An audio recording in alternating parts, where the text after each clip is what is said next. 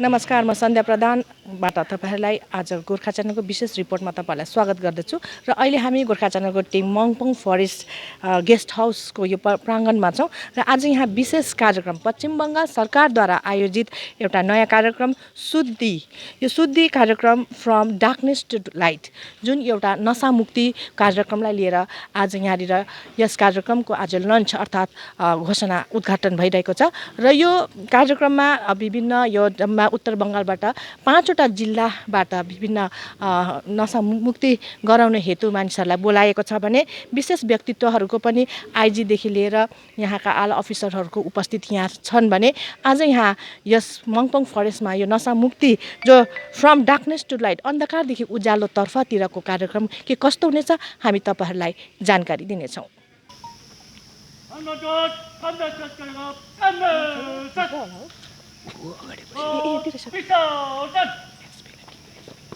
र सँगसँगै यहाँ north Bengal IG Shri Devendra Prasad सिंहसँग यहाँ कालिम्पोङबाट एसपी अपराजिता राई पनि हुनुहुन्छ। यो विशेष हामीले जानकारी पाएअनुसार आजको यो शुद्धि कार्यक्रममा पश्चिम बङ्गाल सरकारद्वारा आयोजना भए पनि तर यस कार्यक्रमलाई सञ्चालन गर्ने विशेष कालिम्पोङ एसपी जो महिला एसपी हुनुहुन्छ अपराजिता राई, उहाँले विशेष प्रयासले आज यहाँ सबै पुलिसका आला जति पनि अफिसर्सहरू छन्, जति पनि यस क्षेत्रमा छन्, उनीहरू सबै मिलेर आजको यस कार्यक्रमलाई सफलता कहाँसम्म पुर्याउने हो हामी यो कार्यक्रममा उहाँहरू प्रवेश गरिरहेका छन्। यहाँ सँगसँगै विभिन्न जिल्लाका डिआइजी अनि एसपीहरू 5वटा जिल्लाबाट अनि सँगसँगै यहाँ विभिन्न आला अफिसर्सहरूले प्रवेश गरेको छ भने यहाँ डक्टर्सहरू पनि आएका छन् र निम्ताएका विशेष व्यक्तिहरू जो छन् आएका छन् भने यहाँ आज 10 वर्षलाई 5वटा जिल्लाबाट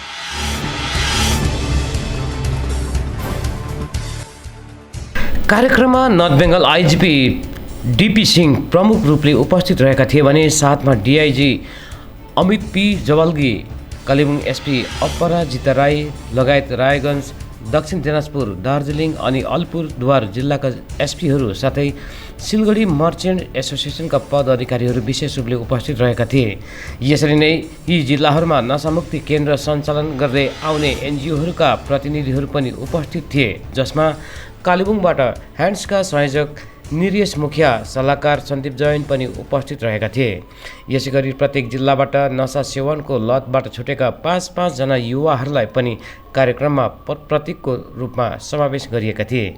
विशेष गरी राज्य सरकारको पहलमा सुरु गरेको कार्यक्रम शुद्धि कोलकाताबाट सुरु गरेको थियो भने राज्यका अन्य जिल्लाहरू हुँदै अब उत्तर बङ्गालका जिल्लाहरूमा पनि यो कार्यक्रम सञ्चालन हुन गइरहेको छ, जसको विधिवत उद्घाटन वा आरम्भ आज कालेबुङ जिल्लाको मङपङ फरेस्ट गेस्ट हाउस परिसरमा आयोजित एक कार्यक्रमबाट गरिएको छ। अहिलेसम्म विभिन्न गैर सरकारी संस्थान अनि सङ्गठनहरूले यस्ता नशा मुक्ति केन्द्रहरू सञ्चालन गर्दै आइरहेका छन् भने अब सरकारी तहमा पनि यस विषयमा बढी फोकस गरिनेछ, जसमा राज्य पुलिसको सक्रिय भूमिका रहनेछ।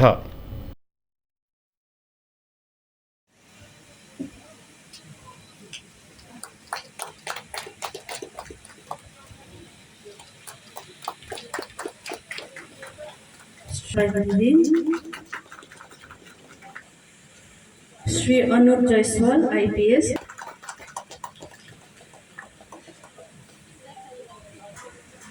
श्री सुमित कुमार आई,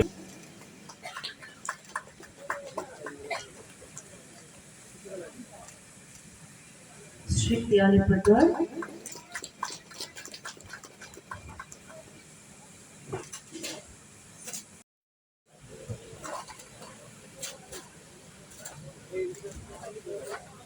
सही तो जेल যদি धोखा হয় আপনাকে किसी आदमी को जेल में डाल दिया जाए तो वो क्या करता है, वो ना किसी से मिल सकता है, ना कुछ अपने मर्जी का कर सकता है, कहीं आ जा सकता है, कुछ नहीं कर सकता है। ये ड्रग का एडिक्शन भी, सिर्फ ड्रग्स नहीं, किसी चीज का भी एडिक्शन आपको जेल बंदी करता है और वो जेल दिखाई नहीं देता है, वो जेल आपके यहाँ पे है। जब तक आप किसी ड्रग्स को लेते रहेंगे आप यहाँ से उसके गुलाम हैं। आप कुछ करना चाहते हैं लेकिन आपको ड्रग्स खींच के लेके जाएगा वहाँ पे। आप कुछ खेलना चाहते हैं, पढ़ाई करना चाहते हैं, कुछ काम करना चाहते हैं, थोड़ा बहुत पैसा आ गया, जाके ड्रग्स लेना शुरू हो गया और आप और कुछ करने लायक नहीं बचते हैं। समाज के प्रति जिसके लिए आप काम करते हैं, आपका परिवार का लोग जिस जगह पे आप काम करते हैं उसका विश्वास नहीं है, क्योंकि जो आदमी ड्रग्स लेता है उसके बाद उसको अपने आप पे, अपने मन पे, अपने बुद्धि पे कोई कंट्रोल नहीं होता है, तो उसके ऊपर भरोसा नहीं कर सकते हैं। आपको लगता है कि आप ठीक ठाक से मैनेज कर लेंगे, किसी तरह से संभाल लेंगे, लेकिन ऐसा होता नहीं है। लोगों का विश्वास कम होते जाता है। आपको लगता है कि मैंने क्या गलत काम कर दिया, मैं क्या करूं, मैं छोड़ दूंगा, मैं फिर मेहनत करूंगा। जैसे ही थोड़ा बहुत पैसा आ गया फिर से उसकी गुलामी के अंदर चले जाते हैं, नहीं फिर से लेना है, एक बार ले लेते हैं तो दोबारा छोड़ दूंगा। ये इसी चीज से आपको मुक्त करना है। क्यों मुक्त करना है? अभी हमारे मित्र जो है डीआईजी रायगंज बोले कि नौजवान जो है, युवा जो है वो देश का, समाज का भविष्य होता है। भविष्य मतलब क्या? आप अपने परिवार को, आप अपने प्रति, अगर आप अच्छे आर्टिस्ट हैं, अगर आप आर्ट कर नहीं सकते हैं, आप ड्रग्स की वजह से आप अपना जो पोटेंशियल है, आप आर्टिस्ट हैं, खेलना चाहते हैं, फुटबॉल खेलना चाहते हैं, आप कुछ करके अपने परिवार को संभालना चाहते हैं, वो नहीं कर सकते हैं, तो वो अगर इफेक्ट हो रहा है तो आपका भविष्य इफेक्ट हो रहा है। ये जो भविष्य का मतलब क्या होता है? एक समाज में एक अच्छा स्थान देना, अपने मन की जितनी भी इच्छाएं हैं, किसी को बाहर घूमने की इच्छा हो सकती है, किसी को खेल कूदने की इच्छा हो सकती है, किसी को अपने परिवार का देखभाल करने की इच्छा हो सकती है। अगर उस इच्छा को पूरा नहीं कर सकते हैं तो फिर उसका भविष्य खत्म है। एक आदमी का अगर आपने मर्डर कर दिया, उसका जीवन वहीं पे खत्म हो जाता है, वो दोबारा जीवित नहीं होता है। उसके सपने, उसका भविष्य, उसका परिवार, उसकी आशा, उसको लेके जो आशा वहीं पे खत्म हो जाती है। लेकिन एक ड्रग एडिक्ट जो पर्सन है वो जीते जी मर जाता है। वो जीवित है, सांस ले रहा है, लेकिन सबसे ज्यादा परेशानी उसके परिवार को होता है। वो जी के भी कुछ नहीं कर सकता है। थोड़ा बहुत पैसा आ गया, फिर ड्रग्स ले लिया, कहीं पड़ा हुआ है, कुछ कर रहा है, परिवार लोग परेशान हैं, उसके इलाज के लिए परेशान हैं क्या। और अपने माँ बाप को सबसे बड़ा इफेक्ट होता है, अपने माँ बाप, उनके माँ बाप को, कि जो अपने बच्चे को देखते हैं कि सामने ही खत्म हो रहा है। किसी भी माँ बाप के लिए सबसे बड़ा दुख होता है कि अपने बच्चों को डेथ देखना। वो देख रहा है कि जब जीते जी उनके सामने उनका लड़का या लड़की ड्रग्स के शिकार हो रहे हैं, तो उससे दुखदायी एक माँ बाप के लिए कुछ नहीं हो सकता है। तो इस समाज में एक कोड़ को दूर करने के लिए ये पुलिस का एक बहुत बड़ा महत्वपूर्ण, छोटा ही सही लेकिन बहुत महत्वपूर्ण प्रयास है ये ड्रग डी एडिक्शन कैंप। ये छोटे पैमाने पे, एक छोटे स्केल पे एक किया जाता था, हर एक डिस्ट्रिक्ट में थोड़ा बहुत किया जाता है। एसपी कलिम्पोंग, उनका एक ही एक विजन है या फिर एक ही उनका एम है कि इसको एक बड़े पैमाने पे किया जाए ताकि ज़्यादा से ज़्यादा लोग इससे जुड़े, इसको एक मिशन मोड की तरह हम लोग लें। तो मैं उनको कॉन्ग्रेचुलेट करता हूँ एक अच्छे शुरुआत के लिए। मैं धन्यवाद देना चाहता हूँ जो हमारे सिलगुड़ी के मित्र जो हैं, जो इसके स्पॉन्सरशिप में जुड़े हुए हैं। इससे महान या इससे बड़ा काम नहीं हो सकता है। ये समाज के क्या बोलते हैं उसको, स्टेप चिल्ड्रन की तरह है। समाज के बच्चों का तो देखभाल कोई भी करता है क्योंकि वो तो समाज के लिए ज़रूरी होते हैं, लेकिन समाज के जो स्टेप चिल्ड्रन होते हैं जिनका कोई नहीं होता है, ड्रग एडिक्टेड पर्सन उसी तरह का एक स्टेप चिल्ड्रन है, उनका देखभाल करना हमारी जिम्मेदारी है। जैसा कि आप जानते हैं कोलकाता में ऑलरेडी शुद्धि प्रोजेक्ट चालू हुआ था। हमारी जो अपराजिता राय मैडम हैं, उन्होंने वहाँ पे कलकत्ता पुलिस में शुरू किया था इस चीज़ को, और वहाँ पे इसका काफ़ी फ़ायदा हुआ था। उसके बाद अभी जब पिछली विज़िट में हमारी माननीय मुख्यमंत्री मैम यहाँ पे जब आई थी, उनको हम लोगों ने बताया कि हम लोग यहाँ पे नॉर्थ बंगाल में इसको शुरू करना चाहते हैं, तो उन्होंने हम लोगों को आदेश दिया था कि ये अच्छा प्रोजेक्ट है, आप लोग शुरू करिए। एज ए रिज़ल्ट यहाँ पर हम लोगों ने पूरे नॉर्थ बंगाल में इस प्रोजेक्ट को हम लोगों ने शुरू किया है। इसमें हम लोगों को मेन रूप से आर्थिक रूप से मदद दे रहे हैं नॉर्थ बंगाल मर्चेंट एसोसिएशन, वो लोग इसमें सामने आए हैं और हम लोग की हेल्प कर रहे हैं। और हमें पूरी उम्मीद है कि पूरे नॉर्थ बंगाल में जो भी हमारे जो इसके जितने भी लोग अफेक्टेड जो लोग हैं, उनको हम लोग इसमें जो है उनको रिफॉर्म कर पाएंगे। सर आर्थिक रूप में जो समाधान के लिए शुद्धि कार्यक्रम भी आ रहे हैं, तो अब सुना है कोई लोग ऐसे परिवार जो पैसे रिहाब में नहीं दे सकते, लेकिन उसके बाद जो वो क्लियर होके आता है, तो आफ्टर दैट जो समाज के लोग कोई भी उसको अच्छी तरह से नहीं देखते, कहीं काम के लिए प्रायोरिटी बेस में उनको नाम लिस्ट में नहीं आता है, घृणा करते हैं, ऐसे में शुद्धि क्या करेगा? देखिए शायद आपको पता नहीं होगा कि जो शुद्धि प्रोजेक्ट जो कलकत्ता में फर्स्ट जो हम लोगों ने लॉन्च किया था, उसमें सिर्फ हमने उनको जो है उनका मेडिकल ट्रीटमेंट ही एक पार्ट नहीं था। उसके तहत जब ये पूरा उनका ट्रीटमेंट होता है, उस समय हमारी पूरी जो टीम है वो ये आइडेंटिफाई करती है कि हर बच्चा क्या कर सकता है, उसमें क्या पोटेंशियल है।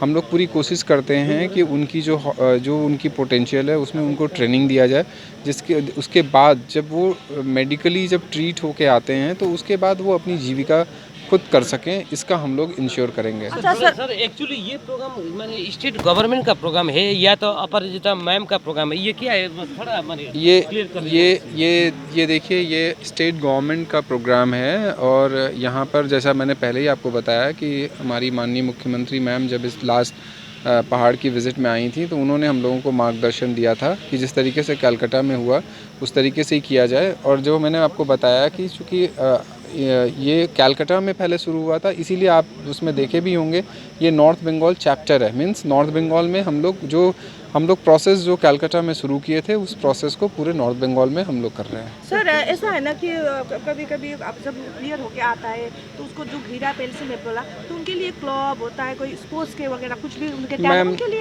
ऐसा अलग सा नहीं है सर? मैम हमने आपको बताया, अभी आप जो है पहले से एक कंक्लूजन पे पहुंच गई हैं जो गलत है।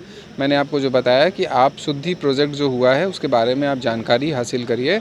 हमारे इस प्रोजेक्ट के तहत हम सिर्फ न उनके मेडिकल ट्रीटमेंट, जैसा मैंने आपको बताया, उनका क्या इंटरेस्ट है, क्या पोटेंशियल है, हम उस पर वर्क करेंगे। और निश्चित रूप से उन बच्चों का हम सिर्फ ये नहीं कि हमने उनको इलाज किया, हम लोग कोशिश करेंगे कि वो मेन स्ट्रीम में वापस आए। सर जो खाने के लिए तो आप लोग रोक रहे हैं, उनको ट्रीटमेंट दे रहे हैं, एकदम सहयोग गवर्नमेंट कर रहे हैं, लेकिन जो सप्लाई हो रहा है, जो आ रहे हैं, इसको रोकथाम के बारे में क्या सोचा है? देखिए जैसा कि हमारे एसपी अलीपुरद्वार ने अपनी स्पीच में बोला था, बहुत मैसिव रूप से पूरे बंगाल में इस पे काम हो रहा है। आप अगर हमारी वेबसाइट्स में जाएं, सब जगह पे डेली बेसिस पे चीज़ें अपडेट होती हैं।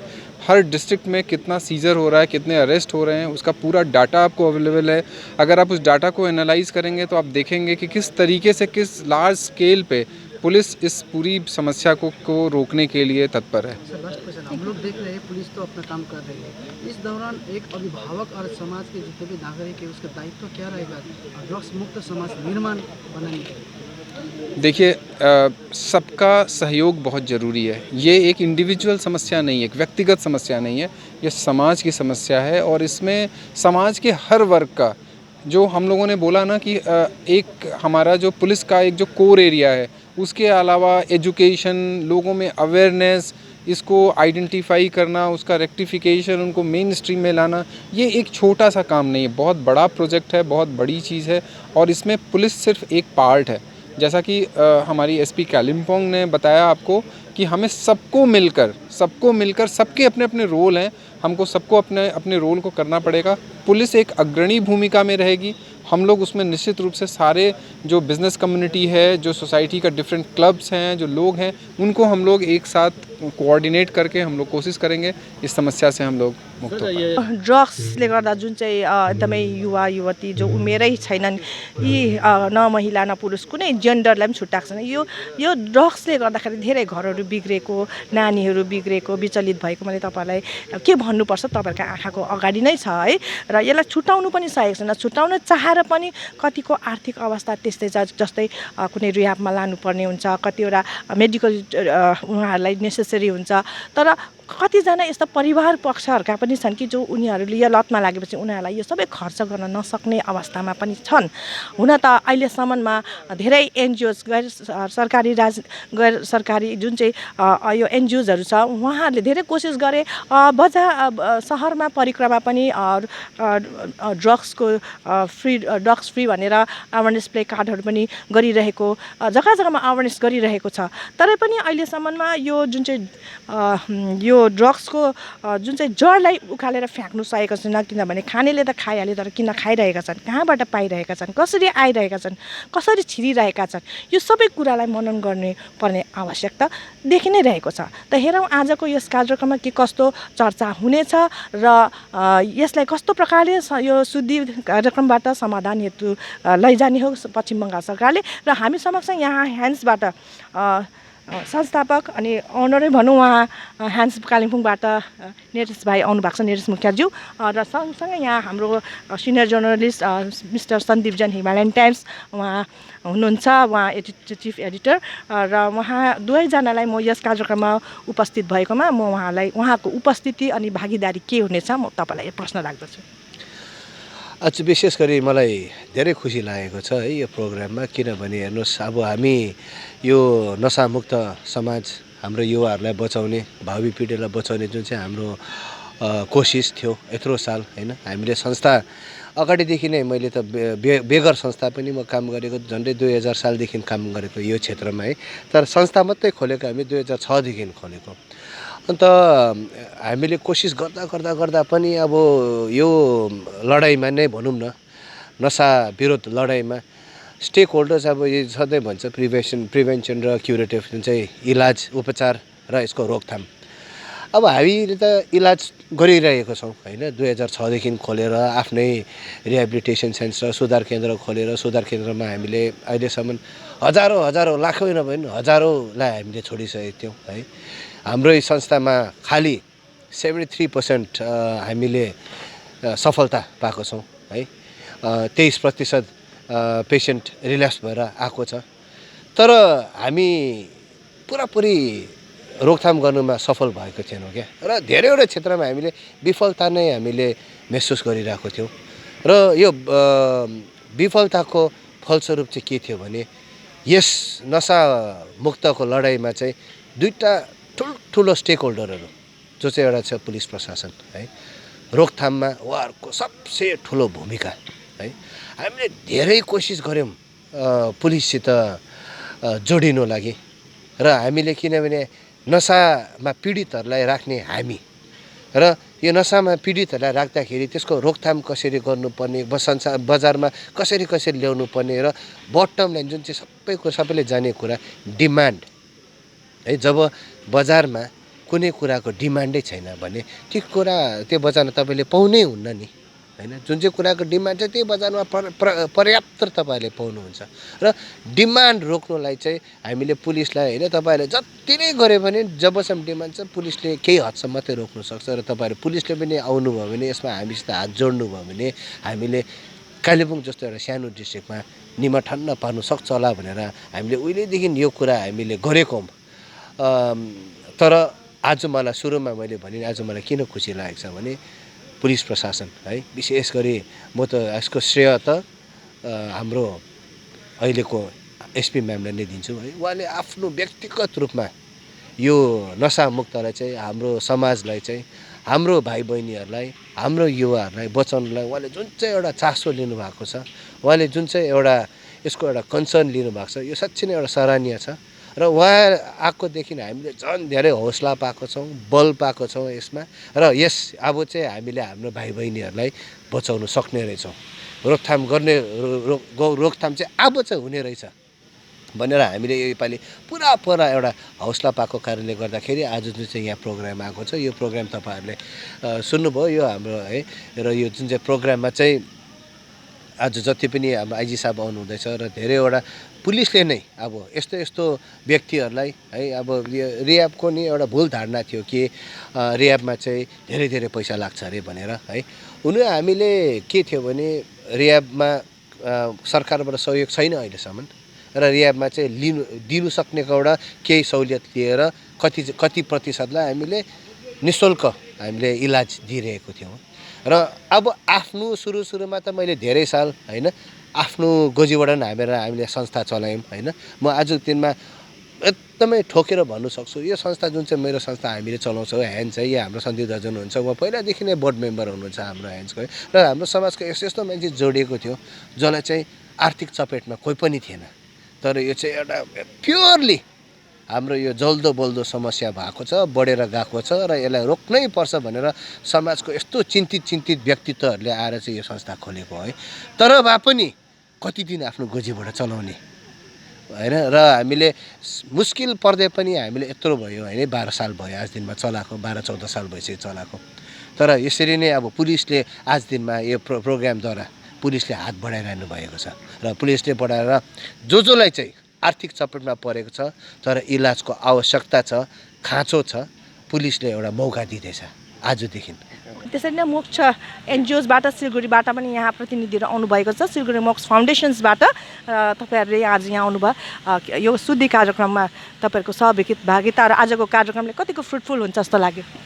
जी देखिए, मेन हम लोग का जो मोटिव था कि एक सोसाइटी में ये जो ड्रग एडिक्शन है, ये ड्रग एडिक्शन का प्रॉब्लम है, इसको एक टैबू की तरह माना जाता है, इसके बारे में बात नहीं किया जाता है, इसको छुपाया जाता है, इसको आदमी लोग कोशिश करते चाहे उनके फैमिलीज़ क्यों ना हो, समाज क्यों ना हो, उसको दबाया जाता है। तो हमारा एक मोटिव यही था कि हम लोग सभी को, चाहे वो अथॉरिटीज़ हो, चाहे वो पेरेंट्स हो, चाहे वो पेशेंट खुद हो, और हम जो प्रोफेशनल्स हैं जो इस फील्ड में आज हम लोग शायद लगातार 14 ईयर्स 15 ईयर्स से काम कर रहे हैं, हम लोग एक्टिव है, हमारा 2007 से एक्टिव है। तो इसका जो एक कॉपरेशन चाहिए, इस प्रॉब्लम को मिटाने के लिए जो कॉपरेशन चाहिए, ये बहुत ज़रूरी है। क्योंकि समाज में क्या होता है कि ये जो नशा होता है इसको दबाया जाता है एज ए क्राइम, है ना। कोई सोचता है ये शायद एक आदत है, छूट जाएगा, लेकिन ये आदत नहीं है, ये एक बीमारी है, और बीमारी किसी को भी हो सकता है। तो इस बीमारी को एक बीमारी की तरह ट्रीट किया जाए, एक क्राइम की तरह नहीं। और जो एडिक्ट्स है, क्योंकि वो लोग बीमार है, वो चाह के भी ऐसा होता है, एक नशा जब एक आदमी पे हावी हो जाता है तब वो चाह के भी इसको नहीं छोड़ पाता है, उसके अंदर उतना शक्ति नहीं होता है कि वो चाह के छोड़ पाए। और जो समाज उनको जो आइसोलेट करता है कि उनको अकेला, है ना, आपको पता है कि समाज उनको आइसोलेट करता है, तो वो लोग क्या करते हैं कि और दूर हो जाते हैं, और दूर होने से जो समाज से गुस्सा होते हैं उसकी वजह से और नशा करते हैं। तो हमारा मोटिव यही था कि जो एडिक्ट्स भाई है या एडिक्ट्स के जो फैमिली है वो हिचकिचाए नहीं कि हेल्प मांगने में। हम लोग जो प्रोफेशनल्स है, जो अथॉरिटीज़ है या उनके फैमिली, जो इस प्रॉब्लम को एक डिजीज़ की तरह ट्रीट किया जाए। ये एक बीमारी है जो इंसान को, आप लोग देखेंगे कि जो शारीरिक तरीके से, मानसिक तरीके से एक इंसान को हावी कर देता है, और उसके पास एक समय ऐसा आता है कि रास्ता नहीं होता है। तो आदमी ताकि खुल के मदद मांग पाए, और सबसे इम्पॉर्टेंट है कि कोऑपरेशन हो, अथॉरिटीज़ का कोऑपरेशन हो हमारे साथ, ताकि वो प्रोफेशनल हेल्प ले पाए। अभिभावक को भी प्रॉब्लम होता है ना, तो समाज के, गांव के जो नेबर्स होते हैं ना, तो उनके भी गाना सुनाई पड़ता है, तो उनके लिए उनका घर में और दुख के ऊपर दुख होता है। इसमें क्या सोचते हैं? जी देखिए, एडिक्ट, जी मतलब प्रॉब्लम ये है कि एक एडिक्ट जब एडिक्ट बनता है ना, तब वो सिर्फ खुद को नहीं बल्कि और दूसरे लोगों को भी ख़त्म करता है। एक एडिक्ट जब होता है तो उसके काफ़ी जगह में उसके सबसे पहले दरार किस चीज़ में आता है? रिश्तों में आता है। चाहे उनके फैमिली में हो, वो ना ठीक से काम कर पाते, ना वो लोग अपना पैसा वैसा ठीक से रख पाते हैं, ना अपना रिस्पॉन्सिबिलिटी है, चाहे वो पढ़ाई करता हो। ज़्यादातर एडिक्ट कौन बनता है? जो शायद 18 से 20-25 साल की उम्र में हो। तो क्या होता है कि ऐसे करके क्राइम बढ़ता है। आप आजकल अगर देखेंगे कि 90% जो पेटी क्राइम होता है, लेकिन छोटा मोटा चोरी, छोटा मोटा छिनताई, अगर आप देखेंगे कि 90% है ड्रग एडिक्ट्स। तो क्या हो जाता है, वो लोग इतना बीमार हो जाते हैं कि उनको खुद का फिक्र नहीं होता है। तो इसके वजह से समाज, हम समाज है तो ये रिस्पॉन्सिबिलिटी हमारा है। कारण क्या है इसके पीछे? ये है जो ईजी अवेलेबिलिटी, कि आज अगर मेरे पॉकेट में 1000 रुपये है, रात को 2 बजे मुझे शायद बिरयानी ना मिले लेकिन मुझे ड्रग्स मिल जाएगा। तो जो ईजी अवेलेबिलिटी है कि एक 15 साल का लड़का पॉकेट में 200 रुपये के लेकर ड्रग्स खरीद सकता है रात को 2 बजे, 3 बजे। तो ये देखा गया है कि ज़्यादातर कि 2016-17 से कुछ ज़्यादा ही हो गया है। अगर आप मैक्सिमम जो यंग, जो 15-16 से 22-23 साल के एडिक्ट्स है, उनको अगर पूछेंगे तो आप देखेंगे कि ज़्यादातर लोगों ने ये रिसेंटली नशा शुरू किया, क्योंकि उस समय काफ़ी ज़्यादा बढ़ गया था ये प्रॉब्लम। कैसे इतना ज़्यादा बढ़ गया है ना? रोकथाम तो होना कर रहा है, फिर भी ज़्यादा ही हो रहा है ये क्यों? जी क्योंकि ये समाज का नेग्लिजेंस है। हम लोग इसको नज़रअंदाज कर रहे थे अभी तक, लेकिन अभी क्या हो गया, ये प्रॉब्लम इतना बढ़ गया है। अगर हमने शुरू में इसको नज़रअंदाज नहीं करके इस प्रॉब्लम को ठीक किया होता, हम लोग प्रोफेशनल्स, हम लोग जो फाउंडेशन है, जो अथॉरिटीज़ है, जो हमारा प्रशासन है, अगर मिल के इस प्रॉब्लम को शुरू में ख़त्म किया जाता तो ये इतना नहीं बढ़ता। लेकिन क्या है, जो नेग्लिजेंस हुआ है कि उसको नेग्लेक्ट किया गया है, प्रॉब्लम को नज़रअंदाज किया। तो आज अगर आप देखेंगे हमारे सिलीगुड़ी में हर एक गली में एक ड्रग एडिक्ट है, हर एक गली में ड्रग पेडल हो रहा है, हर एक गली में स्मगलिंग हो रहा है। तो इससे क्या हो रहा है, जो क्राइम बढ़ रहा है, जो चोरी होता है, डिजीज़ बढ़ रहा है, प्रोस्टिट्यूशन बहुत बढ़ जा रहा है, हर एक चीज़। तो ड्रग एडिक्शन ही मतलब क्राइम का आजकल रूट बन जा रहा है। तो हमने जो समाज के हिसाब से हमारा जो जिम्मेदारी था इस प्रॉब्लम को एक समाज के हिसाब से ठीक करना, वो हमने नहीं निभाया। हमने इस प्रॉब्लम को नेग्लेक्ट किया है, इस प्रॉब्लम को दबाने का कोशिश किया है, प्रॉब्लम को छुपाने का कोशिश किया, लेकिन आज वो हम पे भारी पड़ जा रहा है। क्या है कि नहीं मैम? आज वो प्रॉब्लम हम पे भारी पड़ जा रहा है, हमारे घर के बच्चे एडिक्ट बन जा रहे हैं, हमारे स्कूल के। मोक्स अब अभी सिलीगुड़ी में मोक्स फाउंडेशन क्या कर रहे हैं? अब आपका कार्यालय क्या, आप लोग भी रिहब सेंटर तो चला रहे हैं? हाँ, जी देखिए, हम लोग का मोक्स फाउंडेशन लास्ट 14-15 ईयर्स से ना, 14-15 यानी कि 14-15 साल से एक्टिव है। हम लोग मेन काम करते जो वल्नरेबल यानी कि जो लोग नशे में पड़ सकते हैं, हम लोग का वहाँ पे ट्रीटमेंट सेंटर है। हम लोग प्रॉपर जो ट्रीटमेंट दिया जाता है जो 3 तरीके का होता है।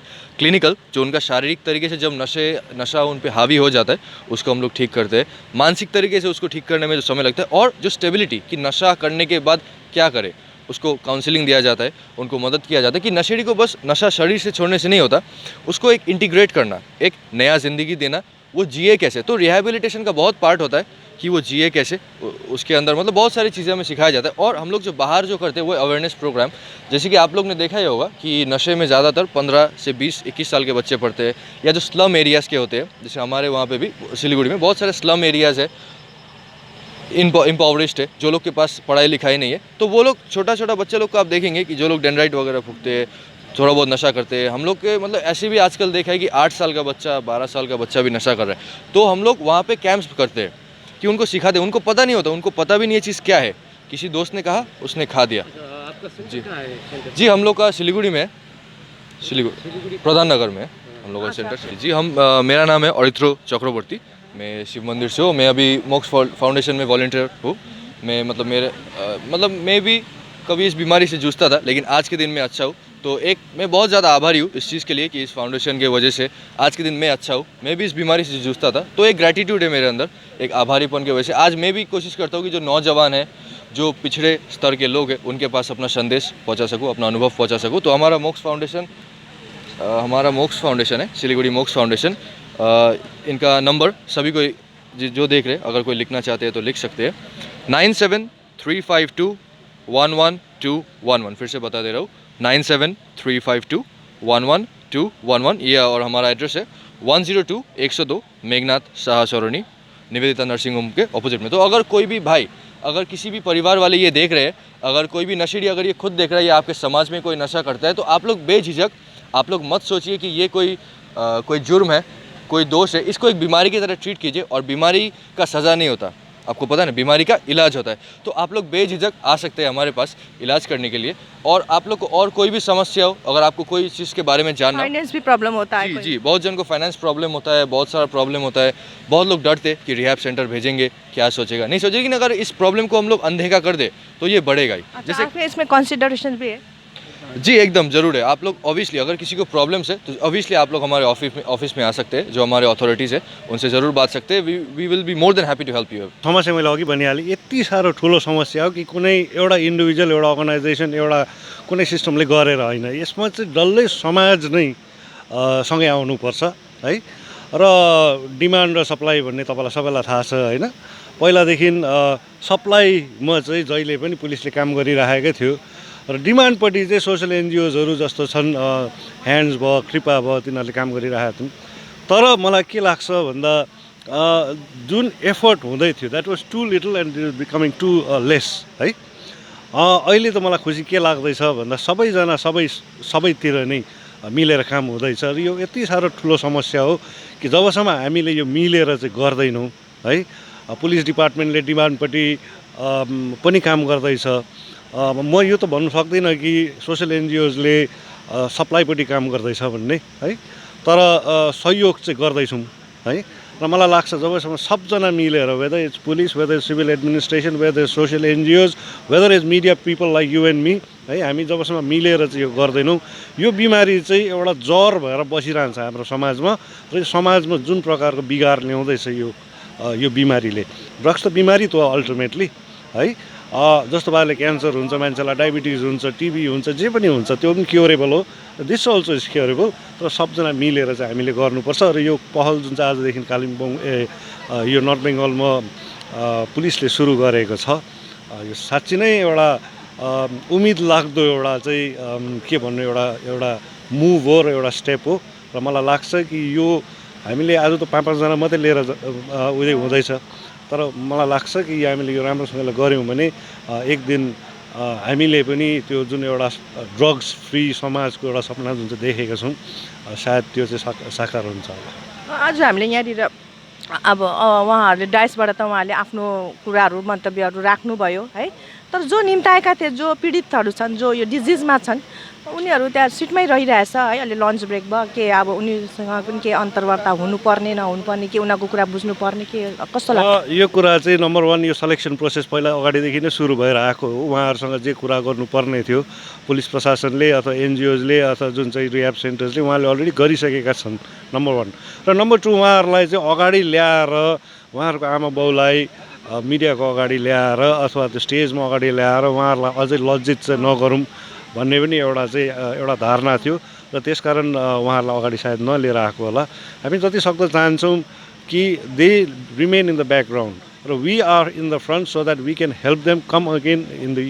उहाँहरू जब ठिक भएर आउँछौँ त्यति बेला सायद मलाई लाग्छ त्यति बेला चाहिँ उचित बेला हुन्छ उनीहरूलाई चाहिँ अगाडि लिएर आएर उहाँहरूको फेस देखाउँ, किनकि यो बिमारी हो, मैले भनिहालेँ बिमारी कसैलाई पनि लाग्नु सक्छ र क्योरपट्टि जाउँ, बिमारीपट्टि चाहिँ उहाँहरूलाई चाहिँ नल्याउँ अगाडि। सन्दीपज्यूले भनेको जस्तो आज यो शुद्धि कार्यक्रममा ठुल्ठुला जो मुख्य उहाँ अतिथिहरू, निम्ताएका विशेष व्यक्तित्वहरू, आला अधिकारीहरूले, डक्टर्सहरूले यस विषयमा केही कुराहरू राख्नुभयो भने जो आएका छन् छनौट गरेर, जो यो डिजिजमा उहाँहरू छन्, एनजिओजहरू, पुलिसहरूले सबैलाई 5-5वटा जग्गाबाट 5वटा जिल्लाबाट उहाँहरूलाई बोलाइसकेको थियो भने उनीहरूलाई त्यहाँ राखे मात्रै। तर किन साँच्चै नै सन्दीप जैनले भनेको जस्तो उहाँहरू जब उहाँहरू क्लिन हुन्छन्, जब यो शुद्धि कार्यक्रम अन्तर्गत उहाँले आफ्नो जीवनलाई फ्रम डार्कनेस टु लाइटमा उहाँहरू साँच्चै नै पूर्ण रूपले आउँछन्, तब उनीहरू अवश्य नै एक दिन हामी यस्तै शुद्धि कार्यक्रममा उहाँहरूले आफ्नो अनुभव र नयाँ जीवनको बारेमा बताउनेछन् अनि उहाँहरू एउटा विटनेस बनिने छ नयाँ जीवनको भनेर हामी आशा राख्दै आजको कार्यक्रमलाई हामी यहाँ मङपङ फरेस्ट गेस्ट हाउस परिसरबाट यतिमै विराम राख्दै आज्ञा दिनुहोस्। नमस्कार।